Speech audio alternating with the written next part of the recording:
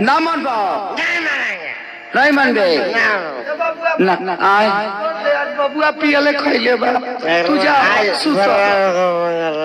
एहिंगे बेटा जन्मले बारू तू ही सब बूढ़ कइले बारू तू ही कइले बारू हैसन कोखी में तेरा कहां से ही जन्मले हम तो मां का मन तो लगी तहारे नटी दाब के मुंह आदि कर गई यार ए सुना ला जाए ना दाज भा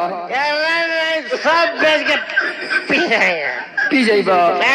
पिया ताई अपना है बुढ़िया के कहानी का पानी खरत हमारा बच्चा छाती चलावता रहा बुढ़िया का पैसा कोई नहीं देगा तो जाना तेरा पैसा मिलेगा अच्छा अब है एगो मुस्मान भाई है बियन है बुढ़िया एकरे के बेच के पिया एकरे पेंशन मिलता